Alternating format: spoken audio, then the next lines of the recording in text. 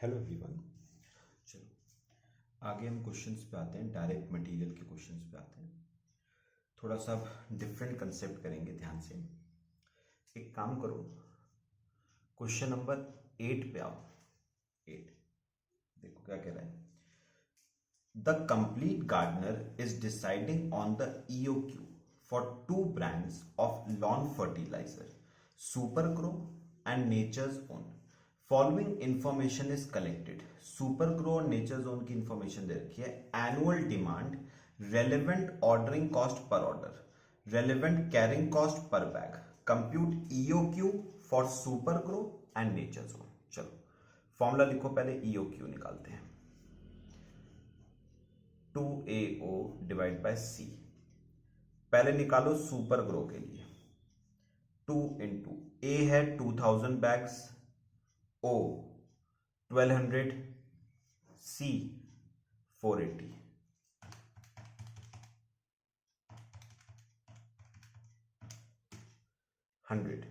100 bags आ गया EOQ।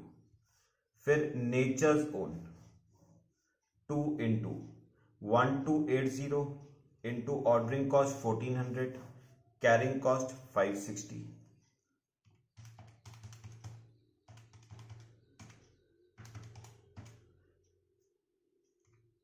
80 bags, ये आपकी आ गया EOQ। Second part, for the EOQ what is the sum of total annual relevant ordering cost and total annual relevant carrying cost for super grow and nature zone. Simple words में आपको ना ordering cost और carrying cost का सम निकालना है। चलो निकालते हैं। हेडिंग बनाना, हेडिंग लिखना statement of cost. Statement of cost यहां पर लिखो सुपर ग्रो नेचर जोन। पहले करते हैं ऑर्डरिंग कॉस्ट। अच्छा याद करो, मैंने फॉर्मूले जो आपको कल लिखवाए थे, ऑर्डरिंग कॉस्ट का फॉर्मूला था A divide by EOQ into O। करो सॉल्व। A है 2000, EOQ 100, O 1200, तो ये आ गया 24,000। ऐसी इसका 1280 डिवाइड बाय 80 इंटू 1400, 22,400। ये तो आ गई ऑर्डरिंग कॉस्ट। अब लिखो carrying cost, half into EOQ into C। Half into EOQ है 100, C है 480,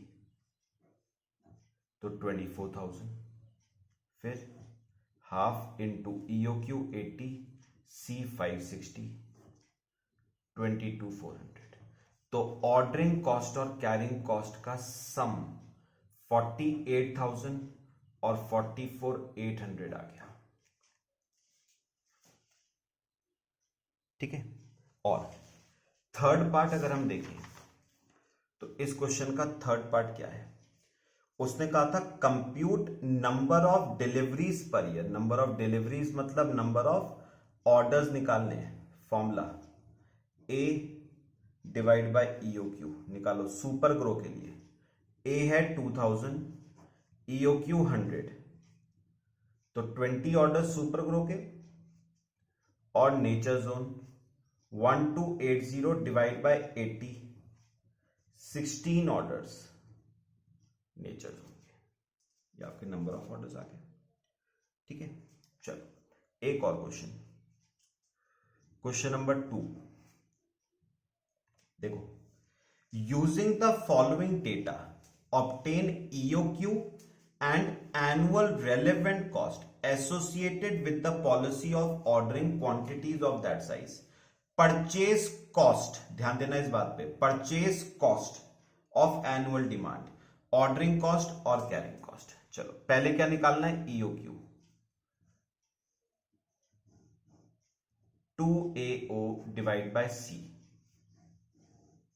2 इंटू, ये देखना जरा, मुझे एक बात बताओ, सुनो, मुझे ना A यानी annual requirement of raw material चाहिए, और सबसे ऊपर पढ़ो आपको क्या दे रखी है, purchase cost of annual demand. पता है क्या, मुझे एनुअल डिमांड की परचेज कॉस्ट नहीं चाहिए थी, मुझे एनुअल डिमांड चाहिए। बात समझो, आपको क्या गिवन है? एनुअल डिमांड की परचेज कॉस्ट। मुझे एनुअल डिमांड की परचेज कॉस्ट नहीं चाहिए, मुझे एनुअल डिमांड चाहिए। अब सुनो, लास्ट लाइन पढ़ना। कैरिंग कॉस्ट दे रखी है 24% ऑफ ₹1, और आपको अच्छी तरह पता है कैरिंग कॉस्ट हमेशा जो निकलती है वो किस पे निकलती है? परचेज कॉस्ट पर यूनिट पे। इसका मतलब जो ये 1 होगा ना, ये क्या होगा? Purchase cost per unit. अब मुझे बताओ, पूरी टोटल परचेज कॉस्ट है 20,000 डिवाइड बाय एक यूनिट की परचेज कॉस्ट है ₹1, तो बताओगे जरा एनुअल डिमांड कितनी आ जाएगी? 20,000। समझ आया सबको? वर्किंग नोट बना दो एक। ये देखो, मुझे बताओ पहले ये परचेज कॉस्ट कैसे निकालते हो? Annual demand multiply by purchase cost per unit, है ना? परचेज कॉस्ट है 20,000, एनुअल डिमांड निकालनी है और एक यूनिट की परचेज कॉस्ट ₹1, तो एनुअल डिमांड कितनी आ जाती है? 20,000 kg into ordering cost 150 over carrying cost 24% of ₹1।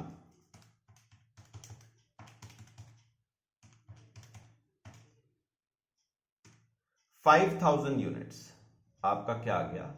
Economic order quantity. ये तो हो गया क्वेश्चन का फर्स्ट पार्ट। अब जरा अपने आप पढ़ो, सेकंड पार्ट में उसने क्या निकालने को कहा था। पढ़ो जरा सेकंड पार्ट में उसने कहा था क्या निकालो? Calculate total annual relevant cost. अब याद करो, कल लेक्चर के लास्ट में मैंने क्या कहा था? 3 कॉस्ट होती हैं, परचेज कॉस्ट, ऑर्डरिंग कॉस्ट और कैरिंग कॉस्ट।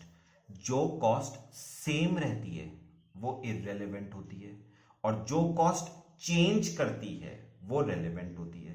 कौन सी कॉस्ट सेम रहती है? परचेज कॉस्ट सेम रहती है ना, तो वो इररेलेवेंट हो गई। और कौन सी कॉस्ट चेंज करती है? ऑर्डरिंग कॉस्ट और कैरिंग कॉस्ट, तो वो दोनों क्या हो गई? Relevant cost. उसने आपको रेलेवेंट कॉस्ट निकालने को कहा है, तो सिर्फ कौन कौन सी कॉस्ट निकालोगे? ऑर्डरिंग और कैरिंग। फॉर्मूला लिखो ऑर्डरिंग का, A divide by EOQ into O। A है 20,000, EOQ 5,000, O 150, तो 600 रुपीज ऑर्डरिंग कॉस्ट और carrying cost. Half into EOQ into C, half into EOQ है 5,000, C है 0.24, तो 600 रुपीज। तो रेलेवेंट कॉस्ट आ गई टोटल 1,200 रुपीज। बस यही चीज करनी थी आपको क्वेश्चन में कैलकुलेट। ठीक है, चलो एक और क्वेश्चन कर लेते हैं, सिंपल सा है। क्वेश्चन नंबर 9th क्वेश्चन देखो।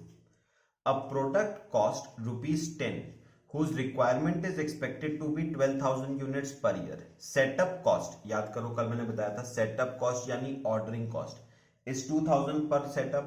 Carrying cost is 2.5% per unit per month. याद रखना ये बात। Calculate EOQ। चलो क्वेश्चन का first part, 2AO divide by C, 2 into A। मुझे बताओ एनुअल रिक्वायरमेंट है 12,000 यूनिट्स इंटू ऑर्डरिंग कॉस्ट यानी setup cost 2,000 divide by, notice करना आपको carrying cost 2.5% per unit per month दे रखा है, जबकि कैरिंग कॉस्ट पर एनम होती है। तो एक मंथ का 2.5%, तो पूरे साल का 30% किसका होगा? परचेज कॉस्ट पर यूनिट का 10 रुपीज, तो 2 into 12,000 into 2,000 divide by 3, 4,000 units आपका EOQ। अच्छा अब पढ़ो, सेकंड में क्या निकालना था? नंबर ऑफ सेटअप्स मतलब number of orders. Formula A divide by EOQ। A है 12,000, EOQ 4,000, तो नंबर ऑफ ऑर्डर्स 3 ऑर्डर्स, और फिर थर्ड आता है आपका रेलेवेंट कॉस्ट। अच्छा, रेलेवेंट कॉस्ट में मेरे को बताओ कितनी चीजें आती हैं? दो कॉस्ट को रेलेवेंट माना गया है ना, किस किस को? ऑर्डरिंग और कैरिंग को। करो, A divide by E O Q into O. A है 12,000, ईओ क्यू 4,000, ओ 2,000।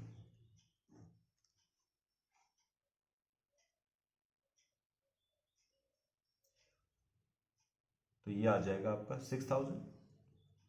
और carrying cost half into E O Q into C. तो हाफ इंटू ईओ क्यू कितना है? 4,000, और सी बताओ कितना है? 3 रुपीज, 6,000। तो रेलेवेंट कॉस्ट का total 12,000।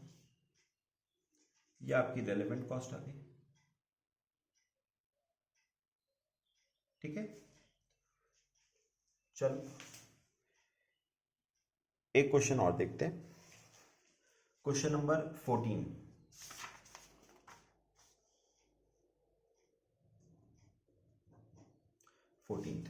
Z company supplies plastic crockery to fast food restaurants in metropolitan city. One of its product is a special bowl, disposable after initial use, for serving soups to its customers. Bowls are sold in packs of 10 pieces at a price of 50 per pack. Demand for plastic bowls has been forecasted at a fairly steady rate of 40,000 packs every year. Company purchases the bowl directly from the purchaser at 40 per pack. Ordering cost is 8 per order. Storage cost is 10%. Compute EOQ. चलो पहला part EOQ, formula लिखना 2AO divide by C, 2 into, अच्छा आपकी annual requirement 40,000 PACS, ordering cost 8, carrying cost 10, 10% किसका? Purchase cost का, और purchase cost है 40 पर पैक। तो 2 into 40,000 into 8 divide by 4, 400 PACS. ये आपका EOQ आ गया। Second part, number of orders. अच्छा, नंबर ऑफ ऑर्डर्स का formula A divide by EOQ। A है आपका 40,000, EOQ 400, 100 ऑर्डर्स, और फिर थर्ड उसमें का है total cost of ordering and carrying. मतलब सिंपल वर्ड्स में रेलेवेंट कॉस्ट निकालनी है। रेलेवेंट कॉस्ट दो चीजों से मिलकर बनती है ना, ऑर्डरिंग कॉस्ट और कैरिंग कॉस्ट।